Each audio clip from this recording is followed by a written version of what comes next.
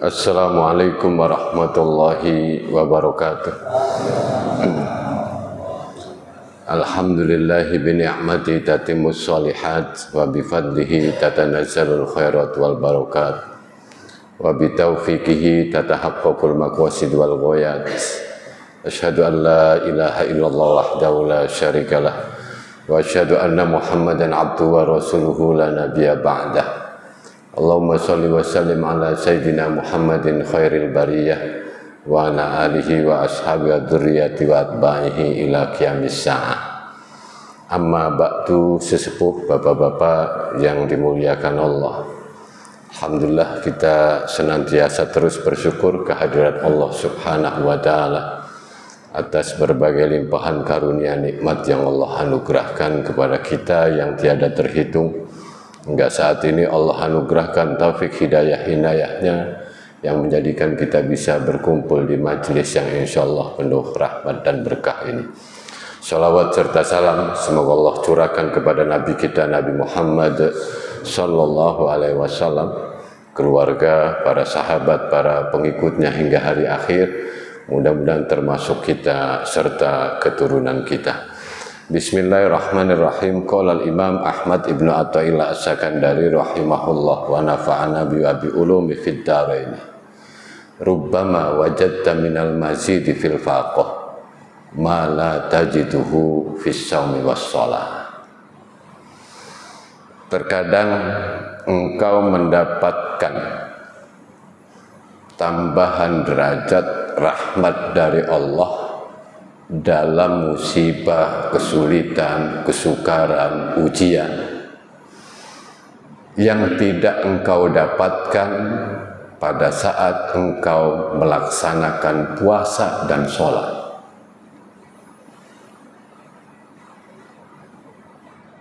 Kita mendapatkan tambahan karunia, rahmat derajat dari Allah pada saat kita mengalami sesuatu yang tidak kita inginkan. Kesulitankah itu, ujian, musibah pada diri kita, pada harta, pekerjaan kita, atau pada keluarga kita, di mana ini tidak didapatkan seseorang pada waktu melaksanakan puasa dan sholat.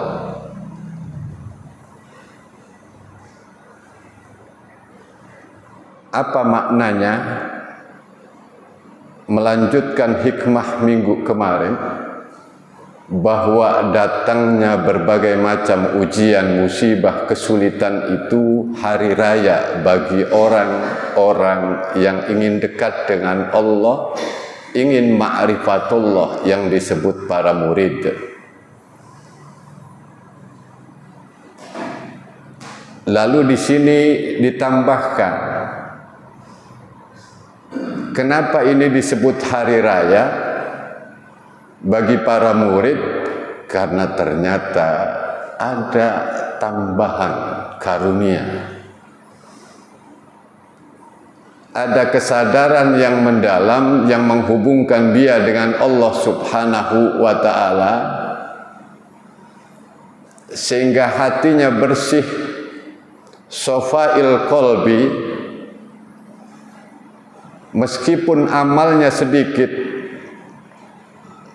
Katakan karena dia sakit, dia tidak bisa sholat berjamaah, untuk sholat sunnah saja susah.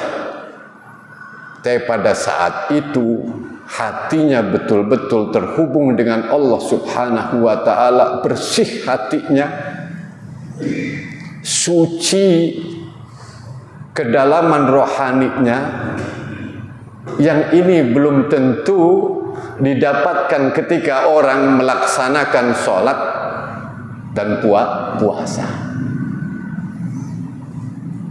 Karena pada waktu orang mendirikan sholat, melaksanakan puasa, ada afat, ada penyakit-penyakit hati dalam melakukan ibadah itu. Ada riya, ada ujub, ada takabur, Padahal sesungguhnya tidak pernah ada perintah dari Allah, sholat, puasa, amal-amal kebaikan lain, kecuali ini untuk mengkilapkan hati kita, rohani kita, agar hati kita bercahaya, melembutkan hati kita, kolbu kita, rohani kita, sehingga saat itu seseorang bisa betul-betul menghadap kepada Allah dan akhirnya dia menemukan kebahagiaan dalam hidupnya. Hadirin yang dimuliakan Allah Subhanahu wa ta'ala, semua kita pasti ingin bahagia.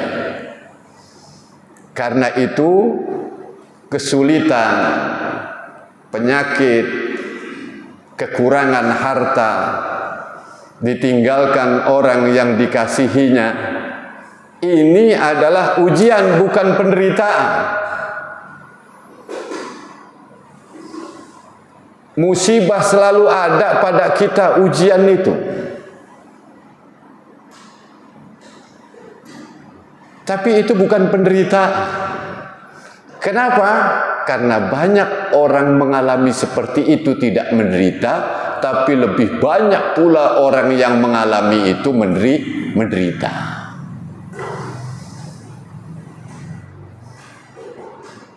Selama ini orang menganggap setiap kesulitan, kesukaran itu adalah penderitaan. Bukan. Itu adalah cara pandang dia, memaknai dia terhadap peristiwa itu dengan makna yang negatif. Maka kemudian pasti dia akan menderita. Sehingga ada istilah orang bisa hidup tanpa makan dan tanpa minum, tapi orang tidak akan bisa hidup tanpa punya makna dalam hidup ini. Artinya tanpa ada rojak harapan kepada Allah Subhanahu wa ta'ala, optimistis. Ketika tanpa makna dalam hidup ini, akhirnya hidupnya tidak bermakna, dia pesimis dalam hidupnya itu. Dan ini terjadi pada semua orang. Katakan, para ahli membagi ada kecerdasan intelektual yang disebut dengan IQ, yakni kecerdasan orang mengatasi persoalan-persoalan pribadinya lebih pada fisiknya. Ini disebut kecerdasan rasional, IQ.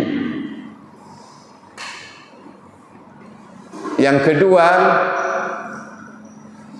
EQ, kecerdasan emosional.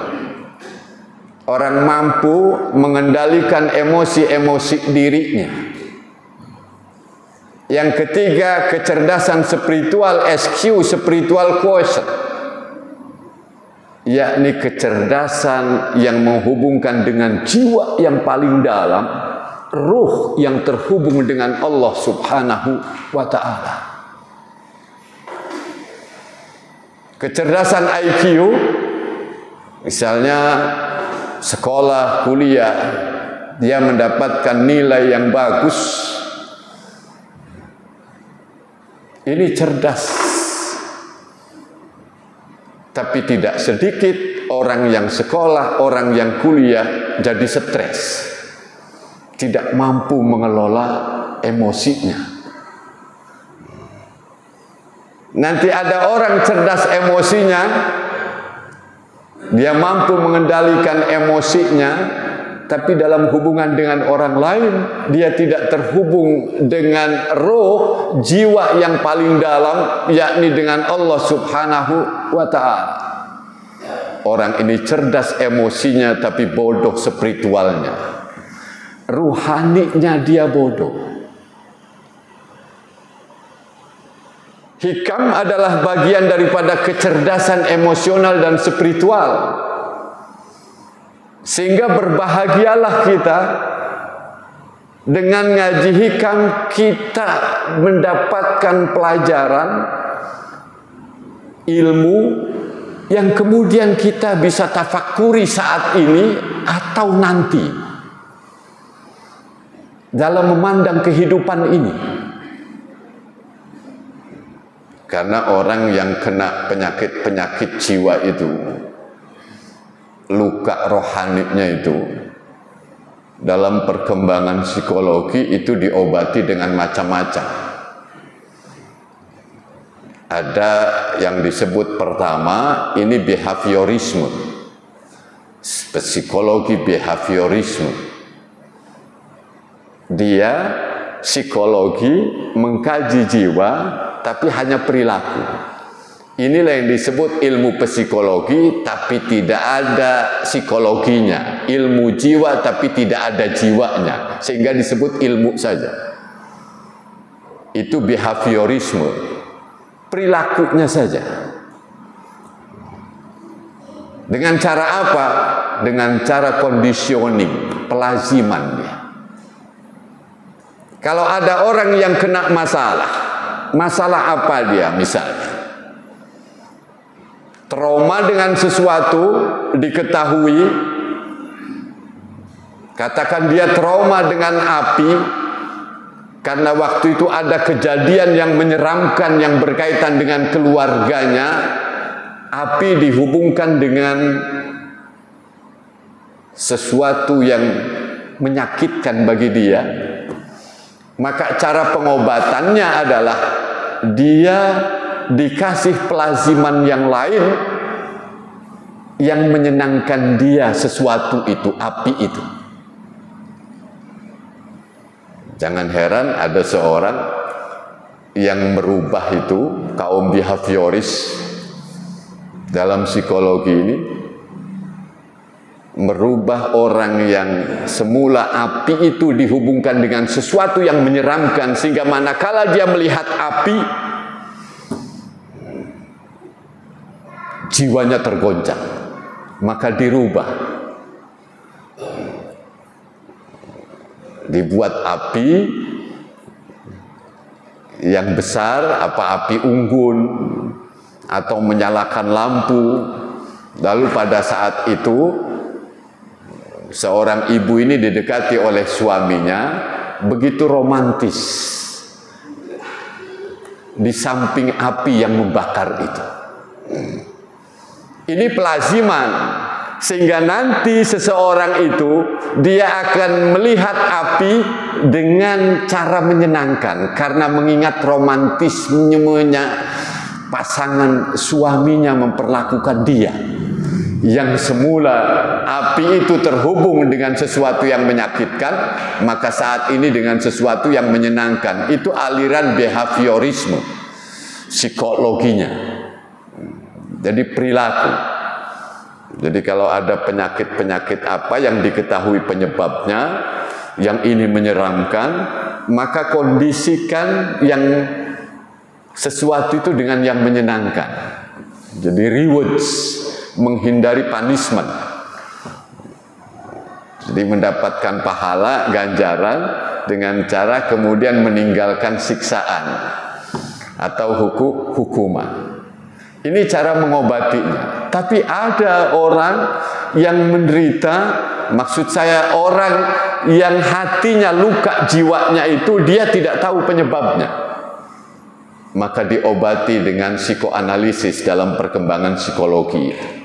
Ini Sigmund Freud. Bagaimana caranya? Sigmund Freud menyatakan ini dari bawah sadarnya. Coba kembalikan dia dengan cara dihipnotis misalnya, lalu menemukan ternyata pada masa-masa tertentu dia mengalami sesuatu yang membuat dia sakit jiwanya, terganggu jiwanya karena kekerasan yang ada dalam rumah tangga, kekerasan libido seksual. Ini Sigmund Freud menyatakan seperti itu. Nah, nanti diangkat sehingga yang tidak sadar itu bawah sadar menjadi sadar. Pengobatannya cukup seperti itu. maka dia akan sembuh. Karena menurut psikoanalisis, orang terganggu jiwanya bukan karena sesuatu yang disadarinya, tapi karena bawah sadarnya itu. Berarti orang ini hidup di dunia ini dalam keadaan tidak bawah sadar terus, tanpa kesadaran. Nanti ada aliran yang ketiga, yakni humanistik. Bahwa manusia itu dia akan bahagia kalau potensi kemanusiaannya yang ditingkatkan. Karena manusia bukan hanya makan, minum, sandang, pangan, papan, tapi juga dia melejitkan kasih sayang terhadap sesama manusia. Ini diungkap oleh Abraham Maslow. Jadi ini namanya aliran humanisme dalam psikologi. Nah, apa perkembangan selanjutnya dalam psikologi, yakni transpersonal. Trans itu adalah beyond, melampaui. Di balik itu, di balik person-person yang ada ini sesungguhnya ada jiwa yang terdalam yang terhubung ruh itu dengan Allah Subhanahu wa ta'ala. Ini psikologi transpersonal. Saat itulah mulai bicara tentang ruh, bahwa manusia itu sakit jiwanya karena tidak terhubung jiwanya itu dengan keyakinan agamanya masing-masing itu. Kembalikan pada nilai-nilai agama, kesadaran agama dia, maka dia akan bahagia. Ini transpersonal. Nah, hikam ini cara mengobati. Dengan cara menghubungkan jiwa kita yang terdalam dengan Allah, melihat berbagai macam kesulitan, maka carilah makna yang positif terhadap kesulitan itu. Bukan makna yang negatif. Sehingga bahagia itu bukan karena apapun, tapi bahagia itu walau apapun yang terjadi. Selama ini orang bahagia karena apa yang terjadi, maka dia ciptakan apa-apa yang menjadi dia bahagia. Kalau anak saya nilainya bagus, saya bahagia. Berarti kalau nilainya tidak bagus, tidak bahagia. Kalau anak saya juara, saya akan bahagia. Karena anak saya juara, saya bahagia. Kalau tidak juara, maka tidak bahagia.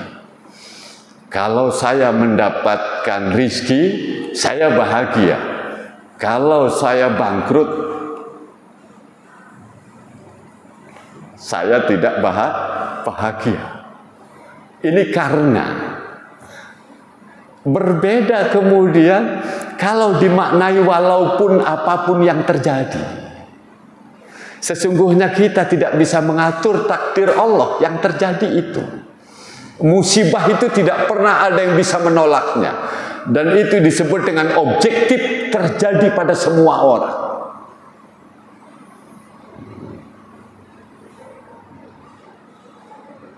Dia menikmati karena dia bahagia walaupun apapun yang terjadi. Ketika dapat nikmat, dia bahagia. Ketika dapat kesulitan, dia bahagia. Inilah sesungguhnya cara pandang hikam. Datangnya kesulitan, ujian, musibah itu hari raya. Kegembiraan yang tersembunyi, di mana letak kegembiraannya? Karena kita bisa memaknai hidup dan akhirnya kita bersih hatinya, dekat dengan Allah Subhanahu wa ta'ala. Dan inilah yang dicari oleh semua manusia. Sehingga ilmu ini mahal sebenarnya. Banyak orang yang tidak memahami bahwa sesungguhnya orang yang sengsara itu menderita itu karena dia punya pandangan yang negatif terhadap sesuatu. Padahal tidak pernah ada terjadi sesuatu kecuali pelajaran, kata Allah, bagi kita.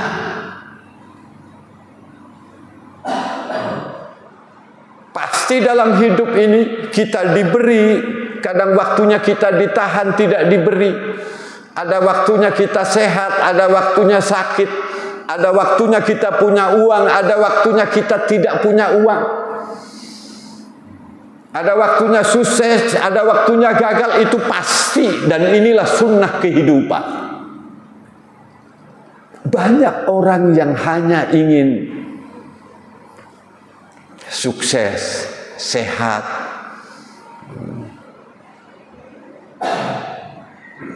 Ya kita juga ingin, ya, semua ingin begitu. Tapi harus tahu bahwa ini ada sakit, ada kegagalan. Dan kita itu maknai karena ini sunnatullah, sunnahnya Allah yang diterapkan dalam kehidupan ini.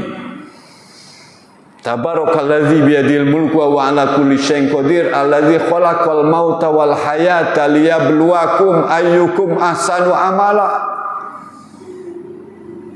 Allah yang telah menciptakan kematian dan kehidupan ini untuk menguji kalian. Siapa di antara kalian yang paling bagus amalnya? Wa nabluukum bisyarri wal khairi fitnah wa ilaina turja'un, kata Allah, kami uji kalian dengan kaya, dengan miskin, dengan sehat, dengan sakit, dengan sukses, dengan gagal. Itu semua ujian. Wa ilaina turja'un, semuanya kamu akan dimintai pertanggungjawaban, kata Allah. Karena semuanya, kalian semua akan kembali kepada kamu. Bagaimana cara menyikapi kamu ketika mendapatkan kenikmatan, harta, kekayaan, ketika mendapatkan musibah, mendapatkan kemiskinan, bagaimana sikapmu? Semua akan dimintai pertanggungjawaban oleh Allah Subhanahu wa ta'ala. Dan Allah menghendaki kita semua itu dengan dua kondisi yang Allah ciptakan ini, kita itu kembali kepada Allah, alias kita itu sabar, ridho. Kan itu sabar, ada yang nyebut ini kecerdasan emosional. Dan sabar itu pahalanya adalah tiada batas. Innama yuwaffas sabiruna ajrahum bighairi hisab.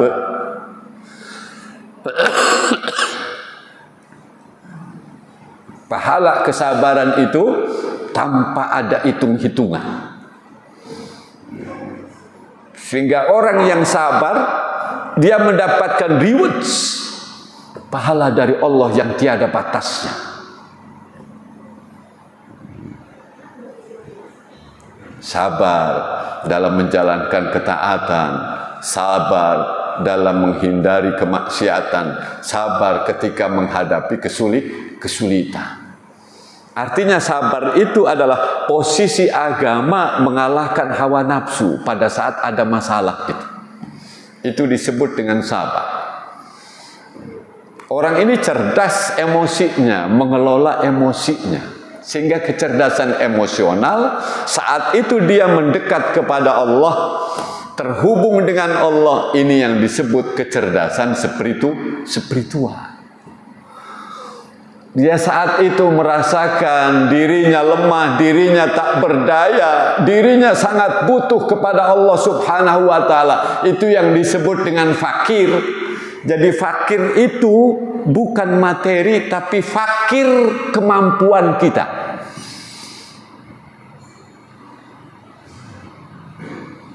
Bahwa saya tidak sanggup melakukan sesuatu tanpa bantuan Allah Subhanahu wa ta'ala.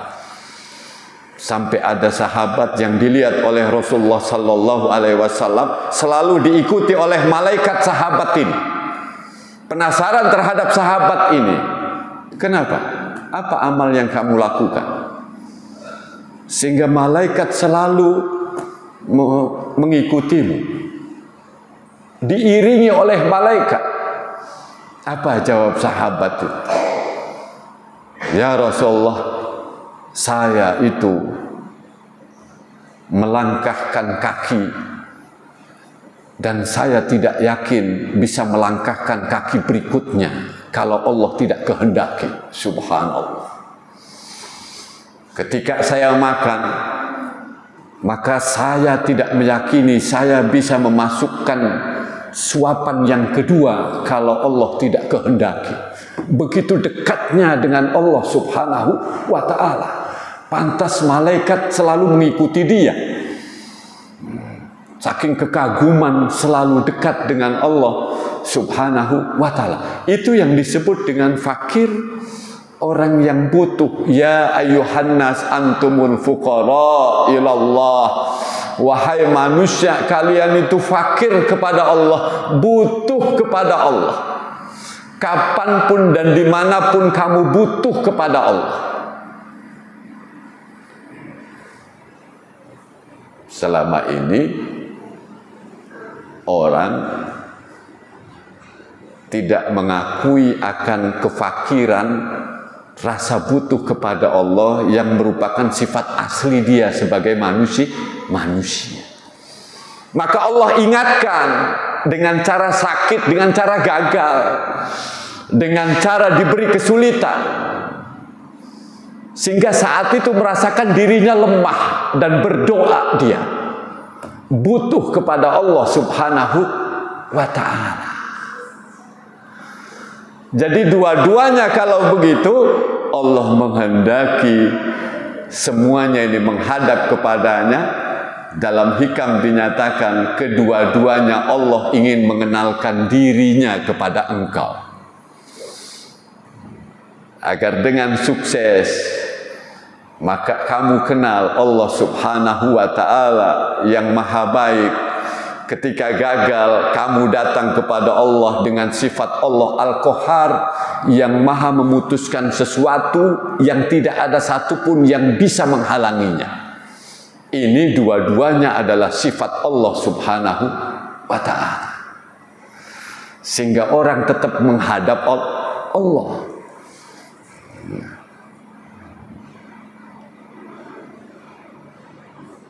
Jadi kebahagiaan didapat ini ketika orang mendapatkan kesulitan, dengan cara dia memaknai secara positif, kembalikan kepada Allah Subhanahu wa ta'ala. Contoh yang gampang, misalnya dalam rumah tangga, ketika ada istrinya cerewet, bawel, ada yang memaknai negatif. Dia kesal dengan istrinya yang seperti itu. Akhirnya karena kesal dia, ini adalah jangan-jangan kutukan. Kok istri saya seperti ini, tidak soleha. Cerewetnya kayak begitu. Ngomongnya tidak terkendali. Akhirnya dia menyatakan, seandainya dulu saya tidak nikah dengan dia, tapi nikah dengan yang lain, saya akan bahagia. La takul lau, kata hadis, jangan bicara seandainya karena setan akan masuk. Orang memaknai negatif. Tapi ketika ada yang rewel, yang cerewet, dia nyatakan, ini Allah kirimkan hambanya untuk mengingatkan jiwaku. Karena sesungguhnya dia adalah pendampingku dalam menghadap kepadamu ya Allah. Saya ridho terhadap kecerewetan istri saya itu. Waduh ya, ini luar biasa dia. Sehingga dia bahagia dengan yang seperti itu. Memaknai sesuatu itu. Tidak negatif dia maknanya. Ya contoh yang gampang, orang jalan perjuangan, Lalu kemudian ada kemacetan, marah-marah dia. Ini siapa sih yang bikin macet ini? Apa nggak tahu? Saya ini lagi buru-buru. Dia kesel. Kalau ada sopirnya juga suruh buru-buru, cepet yang tanggap. Marah sama sopirnya marah sama sopir yang lain. Kenapa bawa mobilnya kayak begitu, terus merambat-merambat? Hati-hati, sesungguhnya ini seperti apa? Menjadi bukit cek. Kalau dia belum mampu untuk meredakan emosinya di kantor, itu bawahan yang tidak salah, semua kena semprot itu. Kalau dia sebagai pimpinan, kalau bukan pimpinan maka teman-temannya yang lain itu, dan ini stres menularkan stres pada yang lain. Itu pasti auranya, pancaran rohani dia, panas dia, orang yang seperti itu. Karena dia tidak mampu memahami, memaknai sesuatu secara positif. Maknai secara positif. Ketika macet, oh iya, Allah jadikan macet seperti ini. Kita ada saat itu, ada tafakkur kita. Kesempatan kita untuk merenung. Karena itu dalam tasawuf, tafakkur itu adalah mengobati hati kita. Ambil waktu-waktu tertentu kita tafakkur, mentafakuri, tadabbur terhadap ayat Al-Quran. Karena jalan orang untuk bahagia itu adalah diantaranya dia terhubung jiwanya dengan Allah Subhanahu wa Ta'ala. Dia mampu memaknai semuanya ini secara positif. Lewat tadabbur Al-Quran, membaca kitab-kitab hadis, atau membaca buku-buku yang menginspirasi dia, menghadiri pengajian yang membuka cakrawala hatinya, yang membuat kemudian dia terhenyak. Iya ya, ada pandangan baru, ditafakuri oleh dia. Sehingga saat itu tafakkur sa'atan khairum min ibadati sanah. Tafakkur sesaat itu lebih baik daripada ibadah 1 tahun. Bahkan Syekh Ibnu Athaillah menyatakan di dalam hikmah, jauh masih di awal-awal, mana fa'al qalba syai'un mislu uzlatin yadkhulu biha maidana fikratin. Tidak ada yang bermanfaat, berguna bagi hati dan rohani melebihi uzlah, menyendiri, yang disertai dengan tafakkur di dalam uzlah itu. Menyepi orang, lalu tafakkur merenung tentang jalannya kehidupan ini.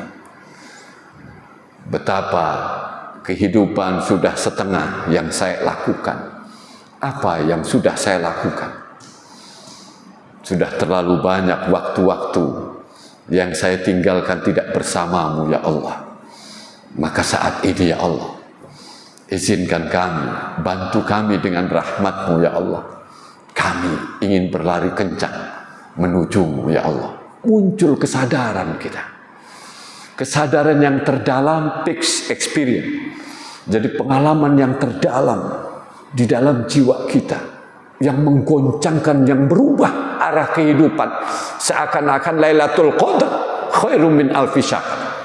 Ini malam Al-Qadar, malam penentuan yang melebihi daripada 1000 bulan. Tafakkur yang kayak begitu. Dengan ngaji kita mendapatkan ungkapan-ungkapan hikmah dari kitab Al-Hikam, maka ada cara pandang baru, memandang sesuatu itu dengan cara lain. Yakni bagaimana kesulitan, bagaimana sakit, bagaimana musibah itu, ini sebagai hari raya penuh dengan kegembiraan. Oh, karena ternyata ini ada karunia, ada kemuliaan, ada tambahan derajat dari Allah Subhanahu wa Ta'ala.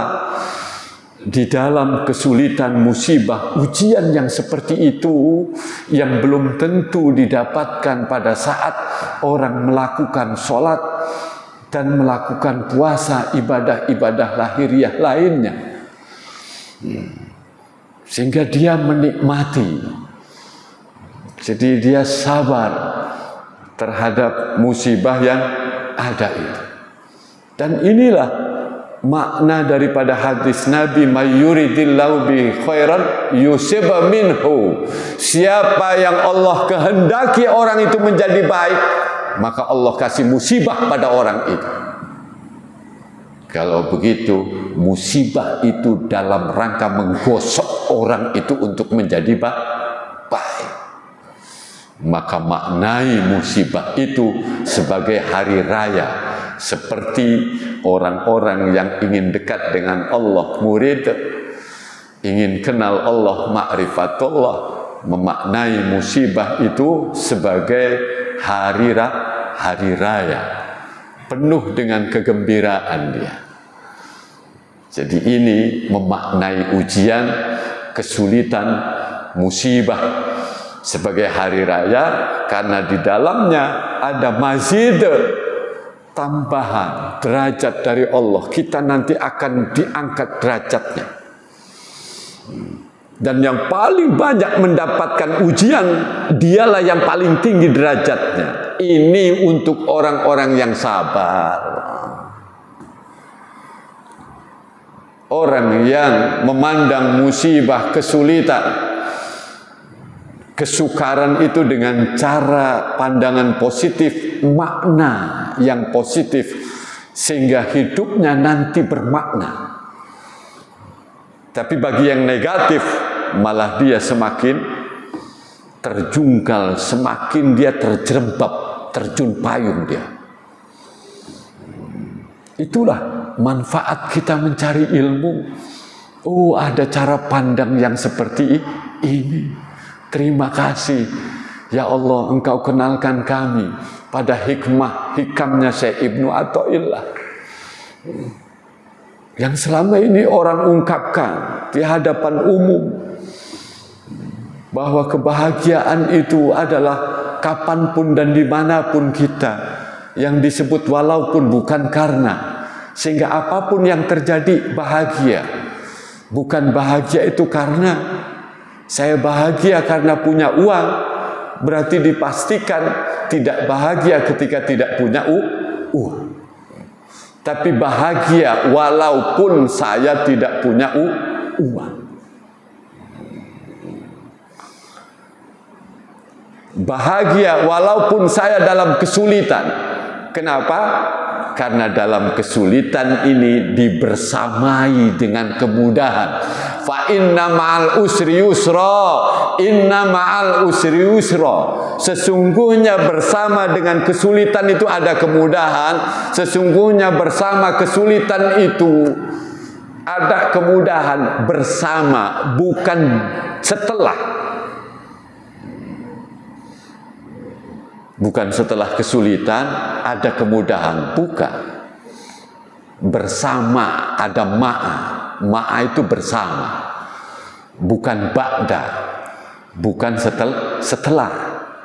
Jadi bersama kesulitan itu ada kemudahan. Ketika orang bisa memaknai kesulitan, oh,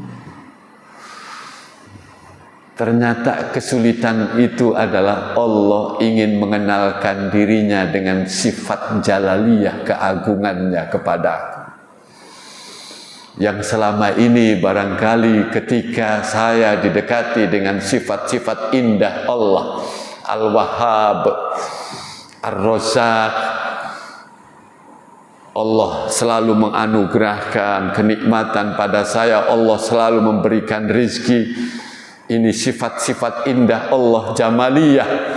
Lalu Allah punya sifat Jalaliyah, Al-Jabbar, Al-Qahar, Al-Muntakim. Dan ini adalah dua-duanya Asmaul Husna, nama-nama Allah yang baik. Maka pada saat kesulitan Allah ingin mengenalkan dirinya kepadaku. agar aku menghadap dengan kesulitan ini kepadanya. Terima kasih ya Allah. Akhirnya dia sabar, semakin dekat dengan Allah. Dan orang yang paling banyak musibah itu siapa? Yang paling mendapatkan ujian itu siapa? Dan ini pasti derajatnya paling tinggi. Ulul azmi, yakni 5 rasul yang paling banyak mendapatkan ujian. Nabi Ibrahim, Nabi Musa, Nabi Isa, Nabi Nuh, Nabi Muhammad.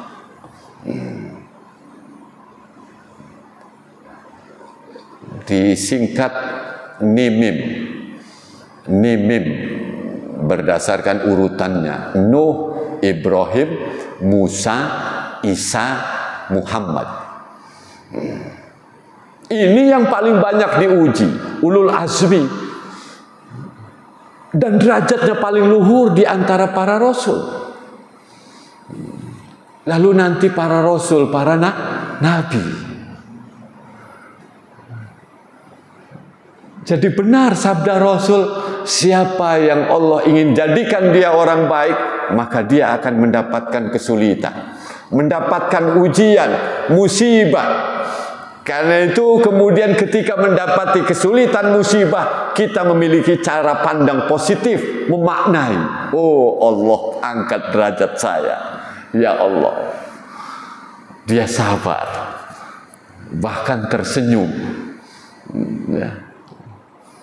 Terima kasih ya Allah, Engkau akan naikkan derajatku menjadi orang yang mulia di sisimu ya Allah, menjadi orang yang luhur. Engkau telah berikan rahmat-Mu kepadaku ya Allah.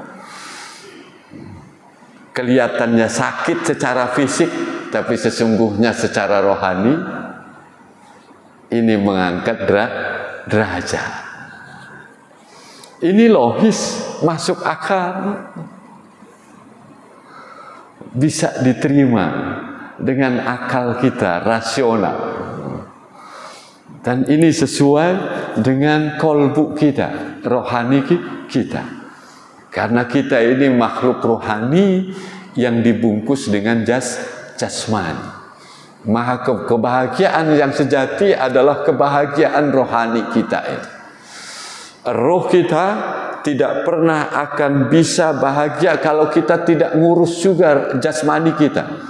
Maka di samping adalah olah rohani, ada olahraga. Ada riyadhah, ada olahraga. Olah rohani dengan cara kita mengolah jiwa kita, kolbu kita. Allah dengan musibah kita harus sabar, dengan kenikmatan kita harus bersyukur kepada Allah Subhanahu wa ta'ala. Bukan Allah ingin disyukuri, bukan Allah ingin dipuji, karena sesungguhnya makna alhamdulillah itu di dalam tafsir Fahru Razi, maknanya segala puji bagi Allah. Kenapa alhamdulillah itu bukan ahmadullah, bukan saya memuji Allah, tapi ditulis lafadznya alhamdulillah, segala puji bagi Allah. Kalau orang ahmadullah, saya memuji Allah, berarti Allah itu terpuji karena saya puji. Siapa saya yang mampu memujikan Allah, padahal Allah itu terpuji sejak zaman azali sampai tiada batasnya. Qabla hamdal hamidin wa qabla syukri syakirin, sebelum pujian orang-orang yang memuji, sebelum bersyukurnya orang-orang yang bersyukur, Allah sudah maha terpuji. Karena itu bukan ahmadullah, bukan saya memuji Allah, tapi alhamdulillah, segala puji itu bagi Allah. Artinya Allah maha terpuji dengan kenikmatannya, dengan ujiannya, tetap Allah Maha terpuji. Jangan sampai menjadikan orang kurang pujian terhadap Allah. Fasabbih bihamdi rabbik wastaghfir innahu kana tawwaba. Ketika mendapatkan kemenangan aja, pembebasan kota Mekah, idza jaa nasrullahi wal fath wa ra'aitan nasa yadkhuluna fi dinillahi afwaja, Nabi Muhammad beserta para sahabatnya mampu membebaskan kota Mekah, kota kelahiran Rasul. Apa? Fasabbih bihamdi rabbika, bertasbihlah dan pujilah Allah dengan memuji Allah, wastaghfir dan mohon ampun istighfar kepada Allah Subhanahu wa ta'ala. Artinya mendapatkan kenikmatan, kita tetap bertasbih, memuji dan mohon ampun kita kepada Allah. Mendapatkan musibah pun sabar itu adalah bagian daripada kita memuji Allah. Bahwa tidak ada yang salah bagi Allah. Inna lillahi wa inna ilaihi raji'un. Sesungguhnya kita ini adalah berasal dari Allah dan kita akan kembali kepada Allah. Hadirin yang dimuliakan Allah Subhanahu wa ta'ala. Jadi seluruh ibadah ini dalam rangka muskilatul qalbi, mengkilapkan hati kita, kanibunya kita. Awas ya, bukan berarti meremehkan sholat dan meremehkan puasa. Maksudnya tidak semua sholat, tidak semua puasa kita bisa menghadirkan hati kita dengan Allah. Tapi pada saat orang mendapatkan musibah, saat itu celing on dia dengan Allah Subhanahu wa ta'ala. Tidak ada yang menghalangi dia. Ya Allah, ikhlas betul dia hatinya menghadap kepada Allah Subhanahu wa ta'ala. Ya meskipun begitu, yang sehat jangan minta sakit, yang lagi sukses jangan minta gagal. Bukan harus begitu ya.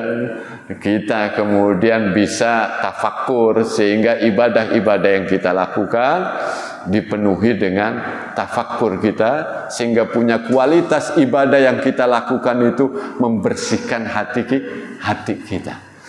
Karena ini perintah Allah yang wajib, apalagi ya sholat lima waktu dalam rangka mensucikan hati kita ini. Sehingga karena bersih, hati kita mampu untuk melaksanakan perintah Allah, menjauhi larangan Allah. Melaksanakan perintah Allah bukan hanya yang sifatnya fisik, tapi melaksanakan perintah Allah, yakni disuruh sabar. Itu perintahnya Allah Subhanahu wa ta'ala. Bahkan Allah menjanjikan ma'iyatullah, wasta'inu bis-sabri was-shalah. Minta tolonglah kalian semua dengan sabar dan shalah.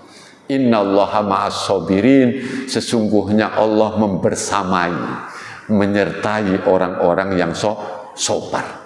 Jadi orang yang sabar dibersamai oleh Allah Subhanahu wa ta'ala.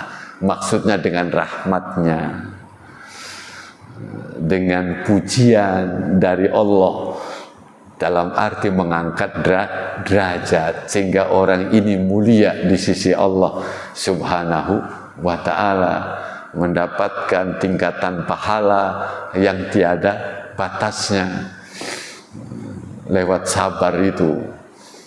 Sehingga kita minta tolong dengan ada syukur, ada sabar itu. Ini ya, sehingga hadis Rasul ajib itu terhadap orang-orang beriman, yakni ketika dia mendapatkan kenikmatan dia bersyukur, ketika mendapatkan kesulitan dia sabar. Dan tidak pernah akan terjadi hal itu kecuali hanya terjadi bagi orang yang ngaku beriman. Apabila dia mendapatkan kenikmatan, itu baik baginya, orang beriman. Apabila dia mendapatkan musibah, maka itu pun baik bagi orang beriman. Jadi kita disebut mukmin haqqo kalau kita betul-betul menegakkan syukur dan sabar. Saat ini yang muncul adalah sabar kita, yakni berbagai macam kesulitan, musibah, termasuk penyakit ya, atau hal-hal yang kita tidak senang terhadap sesuatu itu bagi kita, maka ini tafakur dulu sesaat, apa maknanya ini?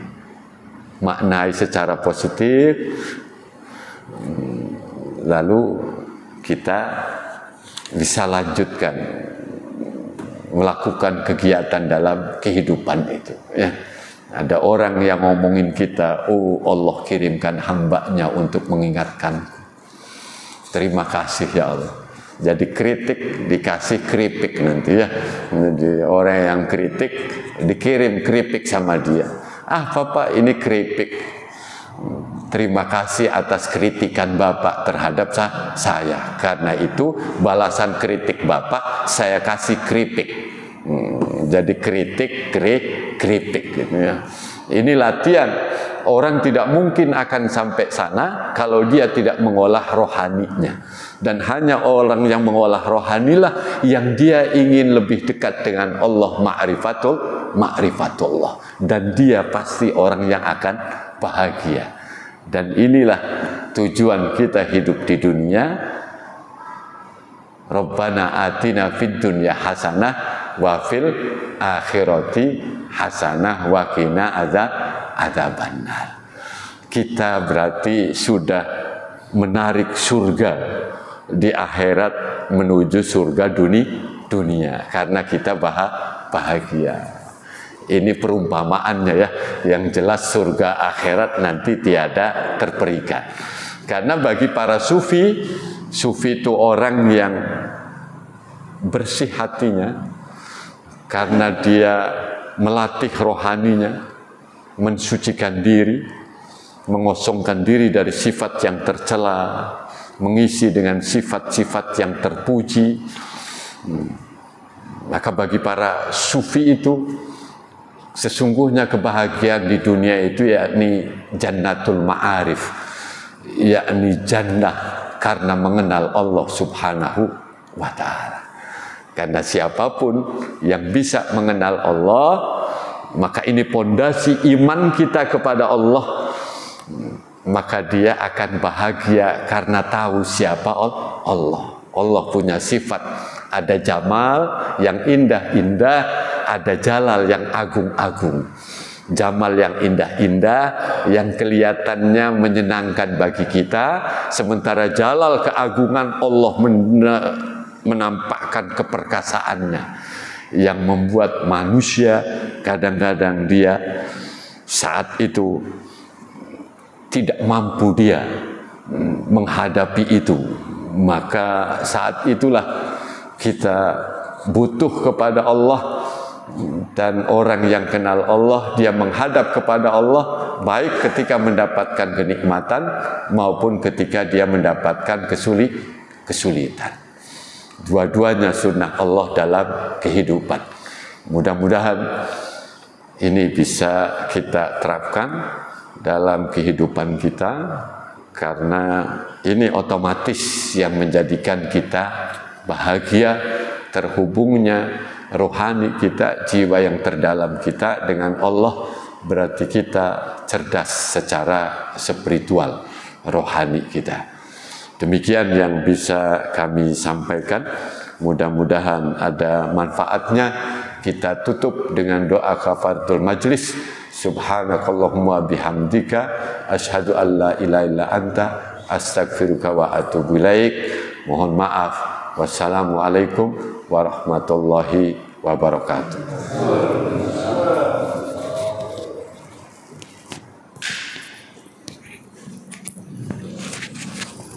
Oh iya ya, dimatiin aja.